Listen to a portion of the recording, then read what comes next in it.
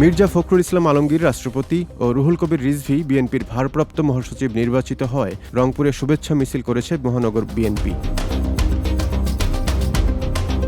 আজ সকাল 11:30টায় রংপুর মহানগর বিএনপির কার্যালয় থেকে মিছিলটি বের হয়ে নগরীর প্রধান সড়ক প্রদক্ষিণ শেষে দলীয় কার্যালয়ে এসে শেষ হয়। এতে নেতৃত্ব দেন মহানগর বিএনপির আহ্বায়ক ও রংপুর উন্নয়ন কর্তৃপক্ষের চেয়ারম্যান মোহাম্মদ শামসুজ্জামান শামু এবং মহানগর বিএনপির সদস্য সচিব ও রংপুর সিটি কর্পোরেশনের প্রশাসক মাহফুজুন নবী ডন।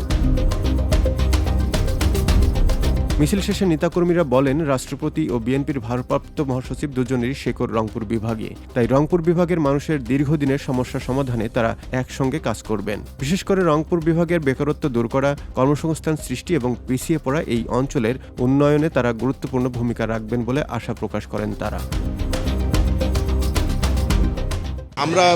বিশ্বাস করি আমাদের এই দুইজন প্রিয় অভিভাবকের নেতৃত্বে আগামীতে আমাদের রংপুরের নাগরিক যে সমস্যাগুলো আছে বা নাগরিকদের যে প্রাপ্য হকগুলো আছে সেই হকগুলো আমরা আদায় করতে সমর্থ হব এবং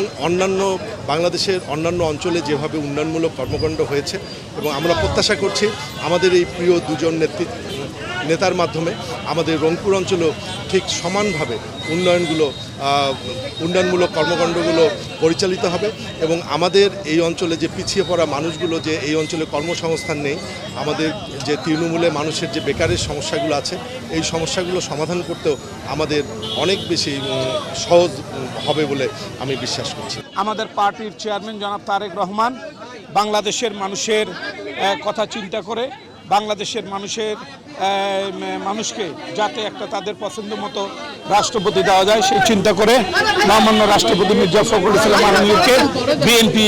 মনোনয়ন দিয়েছেন, তিনি নির্বাচিত হয়েছেন। আমরা অত্যন্ত গর্বিত এবং আনন্দিত রংপুর অঞ্চলের মানুষ যে মহামান্য রাষ্ট্রপতি ওনার দায়িত্ব থেকে এই রংপুরে অঞ্চলের মানুষের খেটে খাওয়া মানুষের যে দীর্ঘদিনের প্রত্যাশা, কর্ম নাই এই অঞ্চলে এবং আরও বিভিন্ন সমস্যা আছে সেই সমস্যাগুলো উনি সমাধান করবেন।